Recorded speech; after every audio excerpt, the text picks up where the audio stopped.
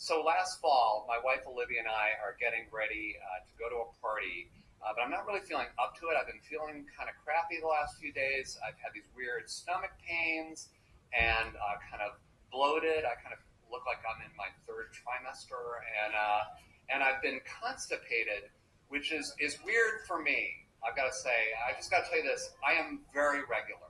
Okay, and I know that sounds like bragging. But as we age, we wear that like a badge of honor. So I just say that. So Olivia calls the health insurance hotline that we've got and talks to a nurse, and she runs down my symptoms to the nurse. And then the nurse asks her to ask me, when was the last time that you passed gas? And I realize at this point that my record keeping on this is terrible.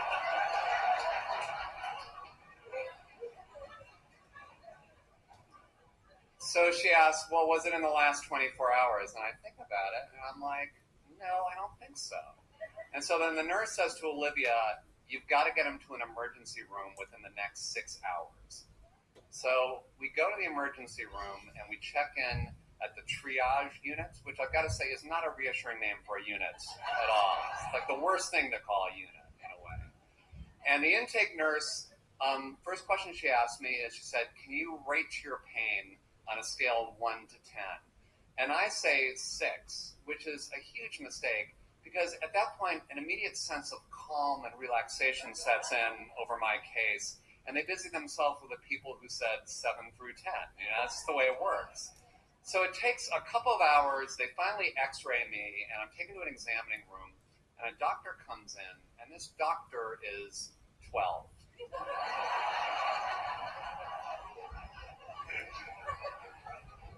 I mean, I feel like I'm being waited on at the Apple store. I mean, that's the only...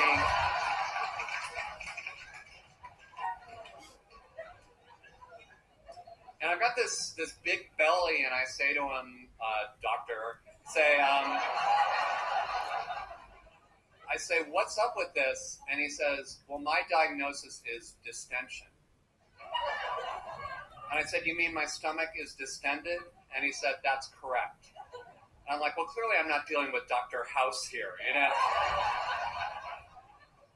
But he orders a CAT scan, and I go through that, and then for the next, couple of hours or so, a bunch of other doctors come into the room, and disturbingly, each time a new doctor comes in, he's slightly higher on the medical hierarchy at the hospital. So I'm pretty sure that, the next person who comes in is going to be Hippocrates, the father of medicine. But finally, a guy comes in with the CAT scan results, and he is a surgical resident. Now, the only word that's worse than triage is surgical, because you know that something bad is about to happen. And he says, well, we have good news in a way, which is that we know what's wrong with you. And I said, well, what is it? And he says, your colon is twisted. And this is something called a sigmoid volvulus. I mean, I know a lot of you already know what that means, since this is the scientists and all. But basically what it means is the colon has formed a knot. And nothing's going in, and nothing's coming out. It's like Midtown.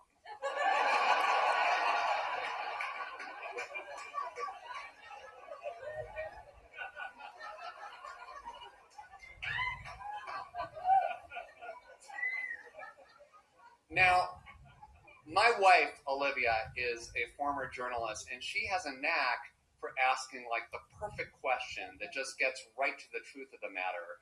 So she asks, is he in danger? And the doctor says, yes.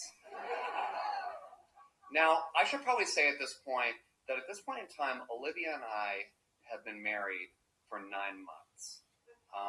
These have been the happiest 9 months of my life. And just being with her has erased all the sadness of all the years leading up to this. And during those 9 months, many times I've said to myself, life is so awesome right now. It would take something really freaky to this up.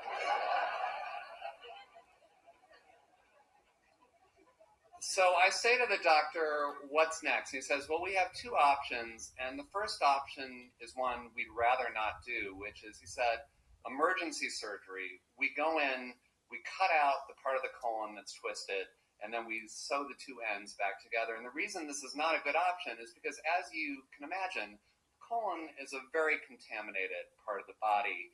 And when you do emergency surgery in those conditions, the chances of an infection and then sepsis setting in are pretty high, and that will kill you.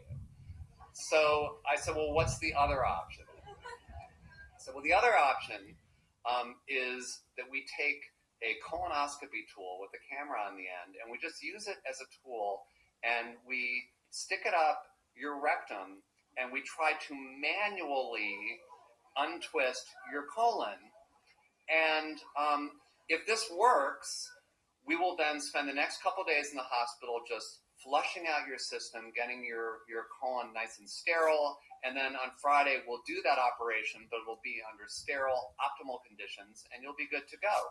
So I'm like, shove the camera up my ass, let's go.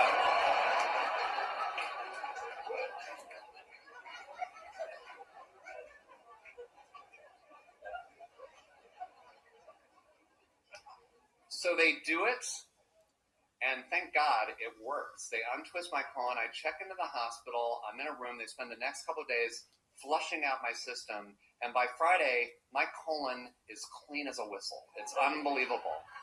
And I go in for the surgery, and miraculously, the surgery goes exactly as planned. Perfect. So I'm in my room, and I'm recovering. And for the first time, I meet my surgeon who's performed this on me, and he's a very nice Chinese gentleman named Dr. Ho. And Dr. Ho speaks perfect English, but he's chosen to speak it in this very abbreviated, clipped fashion, sort of like Confucius on Twitter. That's the only way I can describe it. Everything is like 4 characters, and then he's out. So I asked him, like, so when you got in there, what did you do to my colon? And he said, remove 2 feet. They took out 2 feet of my colon. And I'm thinking, that's a lot of colon to be removed. And I said, why so much? And he said, colon was redundant. And that is the extent of my conversation with Dr. O. He's out. He's out to tweet some more to somebody else. So it's awesome. Olivia takes me home, and we're feeling like we really dodged a bullet. But then I get home, and I'm not feeling so great. I'm sort of feeling chills and shivers, and I get into bed, and I sort of pull up the sheets all the way to my chin, sort of like I'm a little kid home from school. I'm feeling bad. And I notice that every time I sit up, I vomit. And this gets worse and worse until, I mean, I know some of us vomit occasionally, but this is like continuous vomiting. It's like I've just seen a Matthew McConaughey movie or something. It's just uncontrollable. And so we know something is majorly f***ed up. So Olivia takes me back to the hospital, and we go back to the emergency room, and I get back to the triage unit, and the nurse there says, can you rate your pain from 1 to 10? And I am like, 10, mother.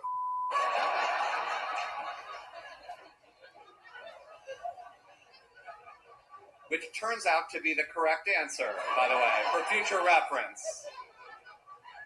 So they take my vitals. I am so dehydrated from all this vomiting that my heart rate at rest is like 120. My blood pressure is like just plummeting to the floor. And I'm in a state of dehydration, which is known as organ failure. My organs are now failing. So they strap me to a gurney, they put an IV in me, they start pumping me with fluids, they thread a tube up my nose and down my throat to start pumping all the bile out of my stomach, and just quarts of bile are coming out of me. And I'm on there, and they give me an emergency x-ray of my abdomen, and then with the x-rays a few minutes later, Dr. Ho appears again. And he explains to me that when they sewed up the 2 parts of my colon, apparently, somehow, it sprung a leak. And my colon is now currently leaking into the rest of my abdomen, and they can identify gas sort of in the vicinity of my liver, which is not really where it's supposed to be. And I say, well, so are we going to do that thing where we flush out my body for a couple of days and then we get things nice and clean and then you operate? And he said, no, we don't have that option here. We've got to do emergency surgery.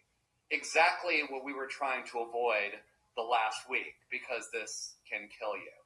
So I can see Olivia has one of those journalistic questions coming on, but this time she takes one of the residents outside of the room and asks this question out of my earshot. And she comes back into the room, and I can see that there are tears in her eyes. And I say to her, did you get some bad news? And she just says, I just love you so much. And I'm like, I am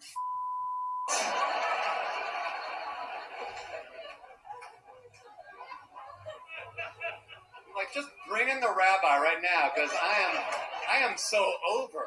I am so over. But I can tell that she's really very upset and she's falling apart. And so I call out for a nurse and I said, nurse, can we have a tranquilizer for my wife? She really needs something. But it's what the resident has told her, and she hasn't told me. The resident has said with this kind of surgery, the odds of surviving it are about 50%. That's about what you got. So they wheel me into surgery, and 3 hours later, magically, I awake. So I know that I've somehow survived this. And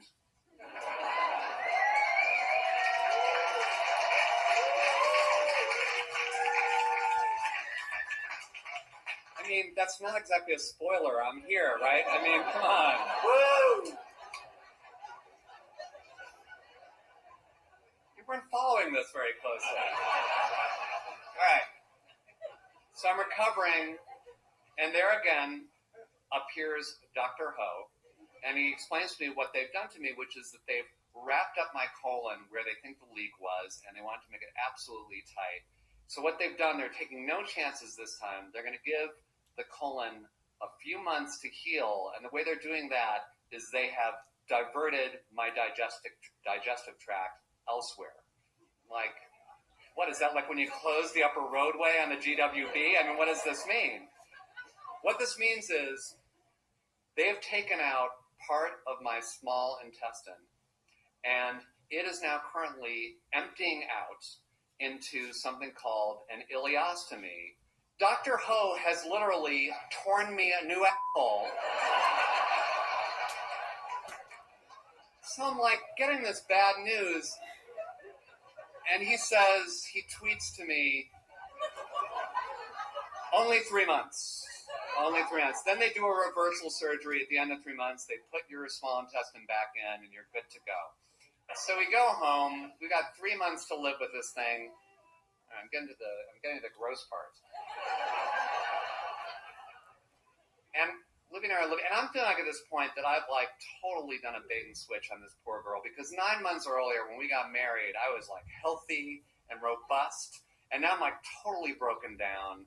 I look at myself in the mirror. I have lost 25 pounds. I've got like supermodel legs, and I look like a scarecrow. So we go back to Dr. Ho, and now we get the first good news of this whole story, which is he says, you have something called a prolapse stoma, and that means we have to move up your reversal surgery by a month. So I remember checking into the hospital, lying on the operating room table, and I'm about to go under anesthesia, and Dr. Ho is there, and he looks me in the eye, and he says the longest single sentence he said to me since this whole thing began.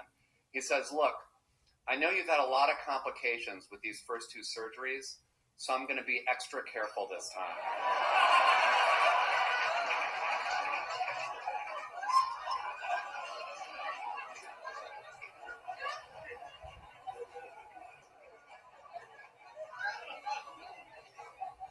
You gotta love that learning curve, you know? No more boozing up in the OR. We're gonna focus. We're gonna focus. Well, obviously I made it, as some people of you have figured out. I made it, I survived, I'm here. But before I go, I need to get to the part of the story where I tell you what life lessons my colon has taught me And I'm going to write a book about this called Tuesdays with My Colon, where I just, go over those life lessons. But here's the thing, I was always the kind of guy who went through life and said, life is precious and you got to make the most of every minute. But I've got to say, you don't really believe that or know it or feel it until your life is almost taken away from you. And that is totally true. And so now what I do every morning when I get up, I do two things. I'm still in bed. I look out the window and I look at the city, the beautiful city, and sun coming up over the city, and I check that out. And then I look in the other direction and I look at my beautiful wife sleeping next to me. And I realize at that moment that I've got today and I have everything. Thank you very much.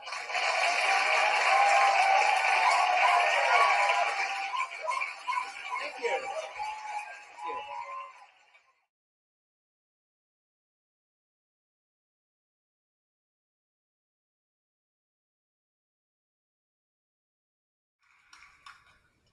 My mother believed that it was wrong to hold a baby. She said holding babies makes them soft, it makes them weak, and it makes them dependent. She said cribs were much better. They fostered independence and self-reliance. To her, life was hard, and parents did their children no favors by coddling them. The job of the parent was to toughen up the child. If we went out in public and she saw a young couple kissing and cuddling with their children, she would just get so irritated and agitated.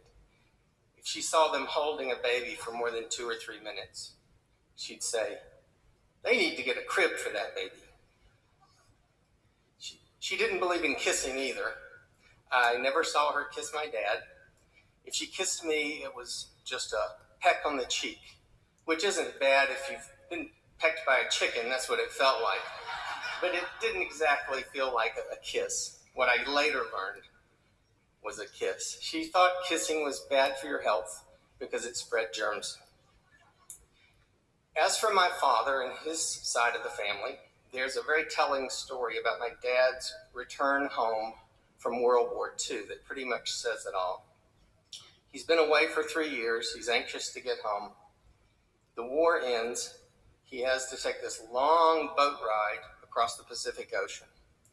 Then he has to take this long train ride across the United States. And on top of that, he has to walk 40 miles through a snowstorm. He was supposed to take the bus, but the buses weren't running because the roads were closed because of the snowstorm. He wants to get home. He picks up that big duffel bag and just starts walking. And 2 days later, after dark, he arrives at the home place. The family's not realizing he's about to show up. They're eating dinner. The door flies open, and there stands my dad, Carl Holloman. And here is how his mother, with her rich North Carolina accent, welcomed her son home from the war. "Why, there's Carl. We got plenty of food in the kitchen. Put your stuff down and go in there and get yourself a plate and come join us." And that was it. There were no hugs. There were no kisses.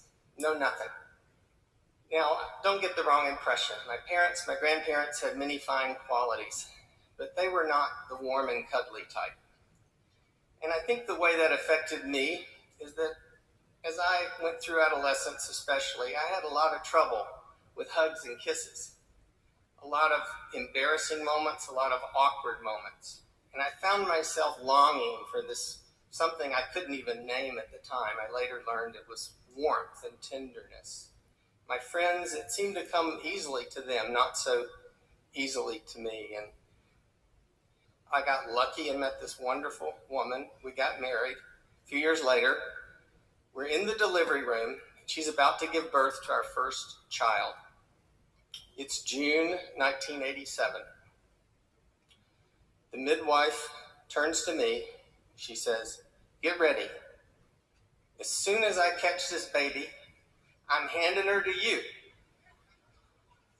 Because, and then of all the things she could have said to me, because it's your job to hold your baby. So my head is doing this. Part of me honestly wants to give it a try. I'd seen my wife's family do it, and I thought it was one of those life experiences everybody should have. But honestly, those tapes were still playing in my head of my mother and I guess my grandmother. I muddled through. Well, that's about the best I could say. And would you believe that of all the names we could have chosen for that little girl, we chose Annie? I'm sure it was influenced to some extent by the musical, but the real reason was that's my mother's name. So, the nice thing about having your baby birthed by a midwife is that you get this special private suite for the next 24 hours in the maternity suite of the hospital. And it had some nice name like the family bonding room or something like that. And that was the perfect place for me. I got 24 hours of practice learning to hold that baby, defying my mother every single minute. But what my wife and I realized was that once that 24 hours was over, we would have to leave that wonderful cocoon, and we would have to leave that drama of wonderful new beginnings, and become a part of a second drama. And it's a drama I haven't even told you about yet. I mentioned 1987. I mentioned that we'd be going home to our apartment in our neighborhood. That drama was, of course, the AIDS epidemic. We lived in Montrose, the so-called gay neighborhood of Houston. And at that time, it seemed that every young man we knew was wasting away and dying. And it just seemed so wrong. I'm talking about young men who were in their 20s and 30s. There was a Walgreens pharmacy on Montrose Boulevard. It's still there. Over the next few years, it would sell more AZT than any other drugstore in the entire United States. So we were in the middle of what would be recognized over the next few years as one of the worst epidemics in American history. Of course, many of our friends and neighbors were dying of this disease, but the one we knew and loved best, we'll call him Charles. Charles shared an entryway with us in our apartment enclave, and we spent many great times together. When he got sick, he moved into a home hospice arrangement that was a few blocks away, but we continued visiting and at first even going out to dinner together. He was so supportive when he found out that my wife was pregnant. Honestly, I think more supportive than I was. He was so emotionally connected to the whole thing in a way that I didn't even comprehend at the time. But looking back, he was a mentor for me through that process. And he was so excited about the baby and getting a chance to meet the baby. Well, there was a rule that after the baby's born, there's a period in which the baby needs to develop its immune system. So we were going through that, and we were nearing the end of that when one day the phone rang. And this was our friend Martha, who was the friend who was coordinating Charles's home hospice care. And she said, "I got some bad news." She said, "He's taken a turn for the worse." I said, "Well, we'll be there tonight." She said, "I need to warn you, something's happened with his mind. He won't even recognize who you are." So she said, "That's particularly bad because he was so looking forward to meeting your new baby." And the other thing she said she needed to warn me of was that she said, she kind of whispered in the phone, his mother, she's here. And I knew what that meant. So we went that night and we took our baby. And it was, as it always had been, Charles was in the center of his living room, lying on his back on a hospital bed. His shirt was off. And in the corner of the room, as far from her son as she could possibly be, was his mother. She was sitting on a folding chair, and the chair wasn't even facing her son. It was turned sideways. And if she ever looked toward our way, it was just to stare at the floor. And I tell you, that seemed so wrong too. Martha had told us that she was afraid to touch him because of the disease and because of her prejudice against him being gay. So, and as for Charles, it's true, he did not recognize us. But the thing was, we barely recognized him. As I said, he was lying there with his shirt off, and you could see every bone.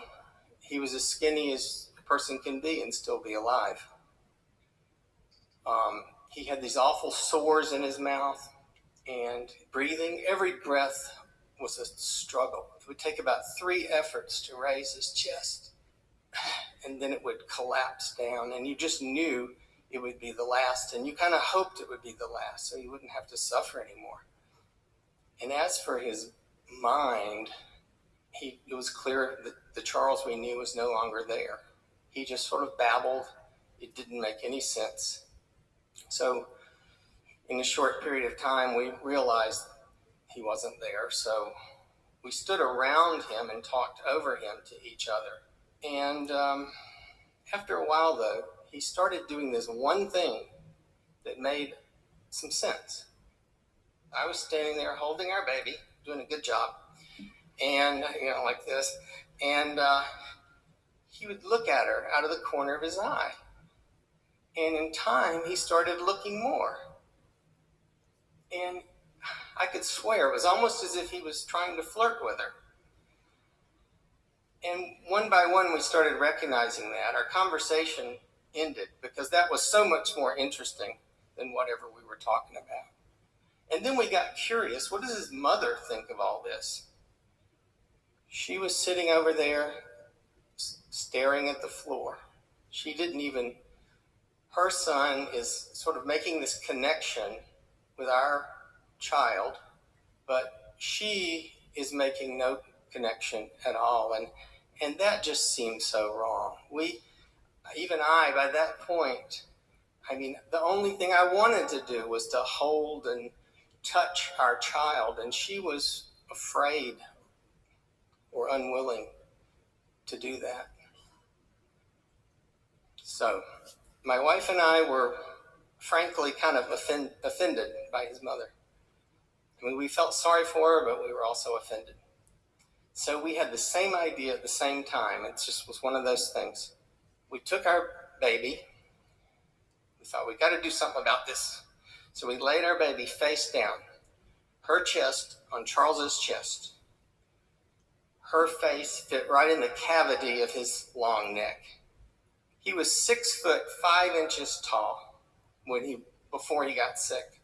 He was the best looking, friendliest, and humblest person you could ever meet, and the funniest. Everybody loved him.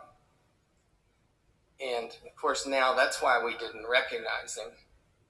So we placed our baby there, and we stood, and her little arm sort of dangled over his bony chest. And we stood closely by because we really didn't know what would happen. And what happened at first was actually scary. He started doing this. And then we realized he's having this spasm because he's trying to remember how to use his arms. He hadn't used them for a while. But in time, the spasm, he got control of it. And those scarecrow arms started doing this. And then he got good control. And they formed this arch. over our baby. And then his arms just relaxed. And they relaxed around our baby. And as his arms relaxed, his breathing relaxed. The painful expression on his face went away. And we actually recognized that old Charles again. And he looked so contented. And I've often said, if that's all that had happened that night, it would still be one of the most amazing or memorable experiences of my life. But one more thing happened. This time, Charles spoke, and his words made sense. He said, "Annie." Then he smiled, and he said, "Came to see me, Annie."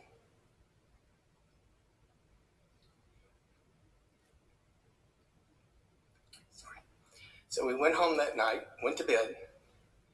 Middle of the night, I woke up. I had this huge jolt of energy.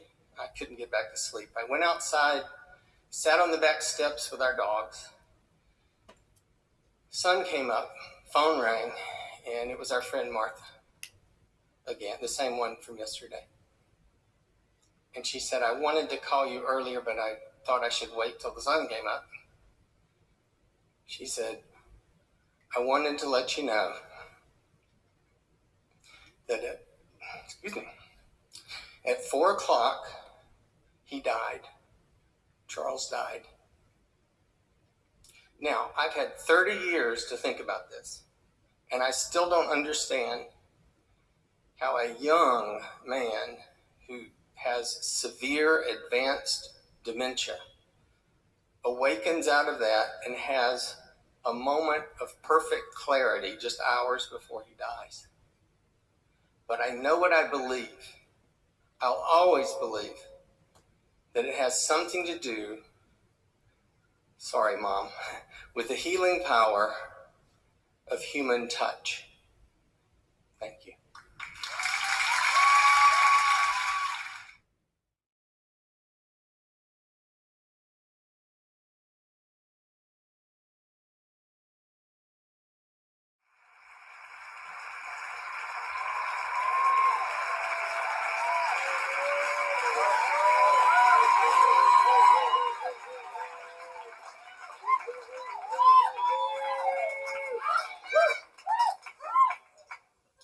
So a couple months ago, I guess, I walk into this party in New York, and I see this guy, and I see him around at a lot of different parties. I see him at a lot of different events, and he's a therapist.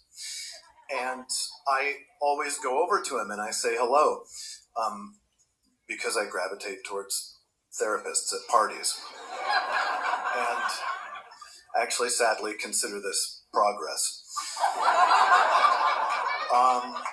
I go up to him, I say hello, and we talk for maybe 5 minutes, and I feel better. Every time I see this guy and I bump into him at a party, I say hello to him, I'm in a better mood. And I think to myself, maybe I should have a better plan for my mental health than just bumping into this guy at parties. And I think maybe I should go back to therapy. But I don't really want to go back to therapy, I don't think, because my thing was I was in therapy for years. I had such a clean break with it. Like, I got the tools I needed to sort of go off and not have to do it anymore. And it came to a really clean end. And I don't take it for granted, because I hear a lot of people talk about therapy and they never quite know when it ends. It's like, do you think you're ready for it to end? I don't know. Do you think I'm thinking I'm ready for it to end? Because you think I thought that? And this can go on for years. So before I get back in that situation, I really need to think about it. See, in 1998, my life wasn't going super hot. And by that, I mean, I was working at like a 9-to-5 job that I hated. I was in a terrible relationship, really. I mean, great person. Things were just on a downhill slide for a long time. Largely helped by me, I'm sure. Also, I wasn't really doing anything that I love. My idea of writing, which is something I said I wanted to do, was to go to restaurants after my 9 to 5 job let out and just drink lots of like mid-priced cocktails and eat really bad appetizers and talk about how I'm probably a genius, you know, which is not really the hallmark of genius, ironically enough. So I had this group of friends, and their lives all seemed to get like better as time went on. Not in any like necessarily big flashy way, but like their apartments got nicer as time went by. Their relationships got stronger as life went by. Their jobs got better. They got promoted. They did more interesting things as time went by. I was like sort of living backwards. As time went by, my apartments got smaller and worse. And as time went by, my relationships, they ended, you know, frankly. And I thought, well, maybe I should find out what's up with these guys. The one thing they all had in common is they talked to this guy named Milton. So I'm real sleuth-like, and I'm like, I watched this for like another year. And I'm like, maybe I should talk to Milton.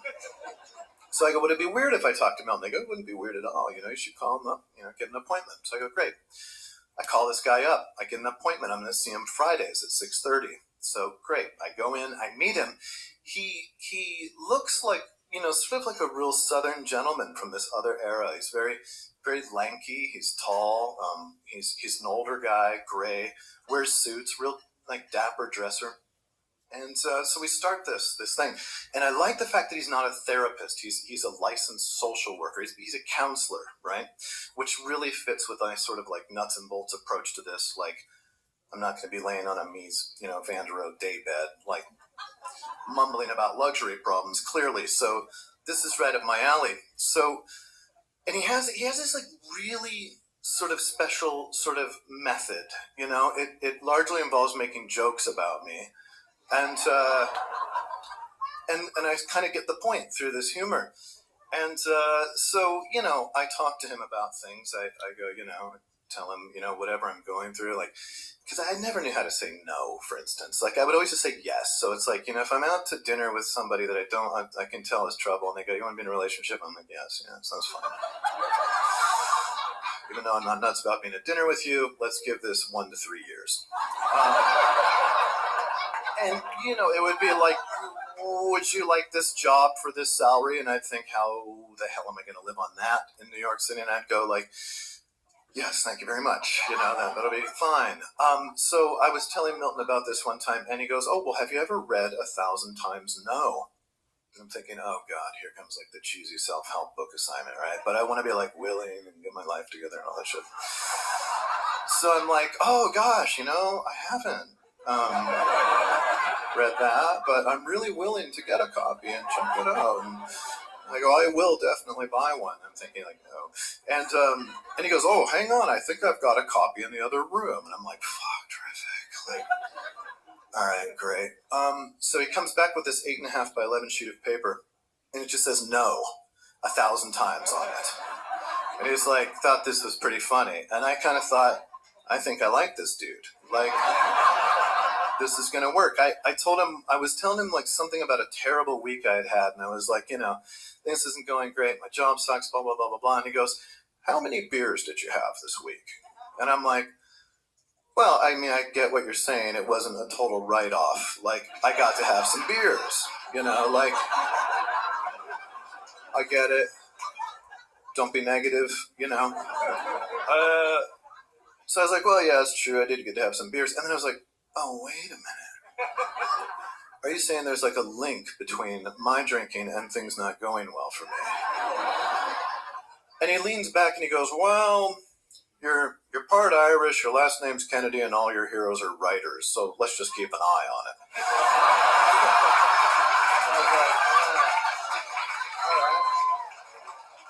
I get what you're saying there. And it planted this seed, you know, his humor sort of like planted this seed. So I thought, all right.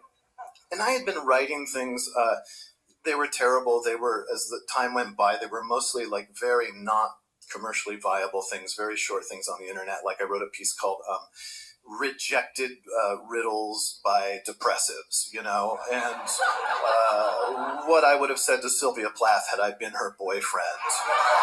You know, gems like this. But occasionally I would get these emails from like junior editors at publishers, and I would sort of tell him about that. Say, today this like junior editor at a publisher emailed me. It kind of made me feel like I'm doing something. And he's like, oh, they're rolling out the red carpet for you, young man. I'm like, what? I'm like, no, that's not even, you know, forget it. It's not even why I mentioned it. But the other sort of awkward thing is that, well, two things really. He taught me to cry sort of apropos of nothing. And I found that a little awkward. He was like, you know, sometimes when things get painful, what I do is I put on some sad music, I get a towel or a handkerchief, and I sit down on the couch and I let the feelings come, and then you move on. And I was like, okay, like, you know, that's great for you. I will never be using that, you know, by the way.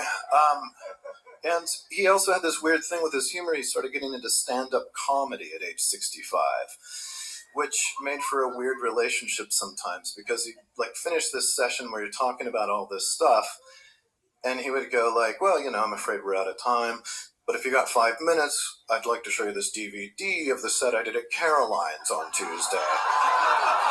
And you'd literally be like standing in the living room, sort of like after you like talked about all this really intimate stuff, and you'd be like, it's pretty good about how like women don't care about you or whatever, you know, like, that's a good joke, I guess. Like, it's a little weird, sir, I should go now. So I should also mention that one of the ways I start to realize that I'm close to somebody is I find myself thinking about their death a lot. And I know most folks, you probably just look at the beautiful person across from you at the table and go, I care about you, you're very special to me. I, on the other hand, just get quiet and start imagining them dead, and how sad I'll be when that happens. So needless to say, like, Valentine's Day is a pretty loaded holiday for me. It's like a sort of long, morose, quiet day where I'm just like re-envisioning someone I really love's funeral and getting depressed. So Valentine's Day 2002, the day after it, I have a session. So I get there early, February 15th, I think. I want to be on time for this. It's probably going to be a little bit loaded after this sick holiday that people have. And I get there, I buzz the door. Milton's not answering, so it's a little bit weird. Buzz it again, he's still not answering. I wait 5 minutes, buzz it, no answer. Call him on his cell phone, he's not answering. So I go, this is really weird. So I'm thinking about it, and I'm like, well, I got to take some kind of action. He always taught me that time is finite, and you have to always take action. That's what keeps you from getting sad and sort of stagnant. So I'm like, ring it again. I guess that's action. I ring it again. Nothing's happening. Cleaning lady comes running down, and she goes, come quick. It's Milton. Come quick. And I go, oh, shit. Like, I didn't sign up for any of this. This is terrible. So I go in. I start running up the stairs. I'm thinking, I don't want to wait for the elevator. And I'm thinking, I don't know what I'm running into, but I just keep thinking what he said to me. Always move forward. Always choose activity. So I'm charging up the steps going, I don't know what the hell I'm going to do. And I'm thinking, well, he always said, when you go forward, you'll be able to intuitively handle what used to baffle you. So I'm going, Jesus, okay. So I get up there. I look around, I call his name. I don't see him anywhere. Then suddenly I see him, and he's in his bathrobe still. I'm like, that's really weird. I mean, he's not normal for him at all. I go, Milton. I call his name. He doesn't respond. I run up to him, and I feel him, and I go, oh, my God, he's dead. And I just think he's just left. It's just that simple. He's gone, but he kind of left this here. So I'm like, I don't know what to do. So who do you call? Like, the police, it seems a little silly. An ambulance, it's too late for that. So I think, well, just call 911. They'll intuitively know how to handle this. So I call them, and I go, who do you send for something like this? They go, we'll send an ambulance and a medical examiner. And I go, okay, all right, cool. So that's handled. In the time it takes them to get there, I have like 10 minutes to kind of sit and just say goodbye. And I'm sitting and I'm thinking about how much better my life has gotten because of this man over the years. You know, I've not been drinking over the years. I've been doing my writing. I, at the time, now have my first book contract, and my first book is coming out in just a few months at this time, and I realize I'll be dedicating it to him. And I'm in a great relationship at this point, one that I'm still in 11 years later. And I'm thinking of all the things he changed in all the other people's lives, all my friends' lives that he's touched and that he's changed, and thinking it's amazing. And then I think about how he said, days are finite, we only have so many. And I kind of look at him and I think, you certainly drove that home in this session, sir.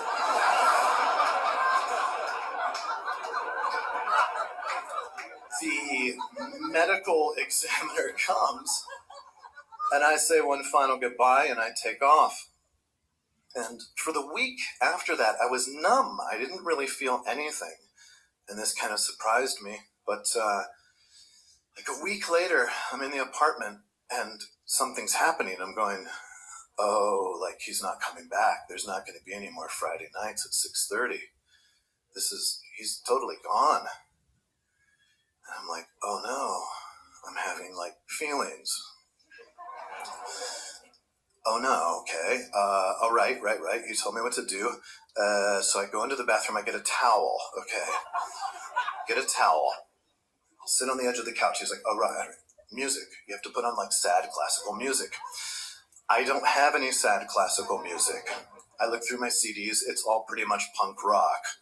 So I'm like, I'm gonna put on Black Flag or Fear and weep violently, and that's gonna be more disturbing than what I went through, I think. But my girlfriend had this CD of this guy who just, I never saw the point of it. He just plays this cello and it just goes forever. I mean, forever, like in the key of like D sad. It's just like the most grim notes, and they go forever. And I thought, that is, now I know why this man made his record. I put it in the CD player, I get my towel, I sit, the feelings come, I feel them, and then I move forward. Thanks.